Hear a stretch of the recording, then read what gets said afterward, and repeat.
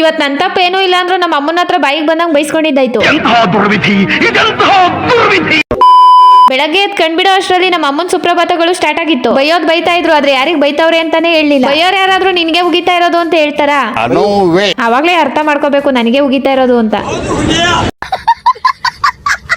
ಹಾಲ್ ಚಲಿದ್ ಮಾತ್ರ ನಮ್ಮ ಅಮ್ಮ, ಆದ್ರೆ ಬೈದಿದ್ ಮಾತ್ರ ನನ್ಗೆ. ಇದ್ರಲ್ಲಿ ಉಪಯೋಗ ಆಗಿದ್ ಮಾತ್ರ ನಮ್ ಟಾಮಣ್ಣಂಗೆ. ಆಮೇಲೆ ಕರೆನ್ಸಿ ಹಾಕ್ಸೋಣ ಅಂತ ಹೋದ್ರೆ ರೀಚಾರ್ಜ್ ನ ಬೆಲೆ 50 ರೂಪಾಯಿ ಜಾಸ್ತಿ ಆಗೋಗಿತ್ತು. ದುಡ್ಡೆಲ್ಲ ಮನೇಲಿರೋ 3-4 ಫೋನ್ಗೆ ಕರೆನ್ಸಿ ಹಾಕ್ಸು, ಟಿವಿ ಕರೆನ್ಸಿ ಹಾಕ್ಸು, ಕರೆಂಟ್ ಬಿಲ್ ಕಟ್ಟು, ಇಷ್ಟೇ ಆಗೋಗೈತೆ ಜೀವನ.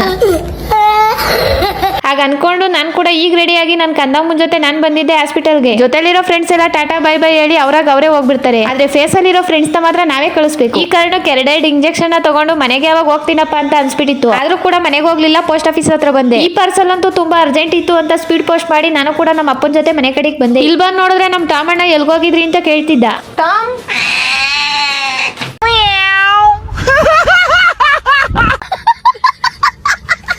ಈ ಕಳ್ಳಂಗ ಅವ್ನ್ ಮೂತಿ ಸೋರ್ಕೊಳಕ್ಕೆ ನನ್ ಗಾಡಿನೇ ಬೇಕು. ಇವತ್ತಿನ ಕತೆ ಇಷ್ಟೇ. ಸಿಗುವ ಮತ್ತೆ. Tata bye bye. Bye bye Tata.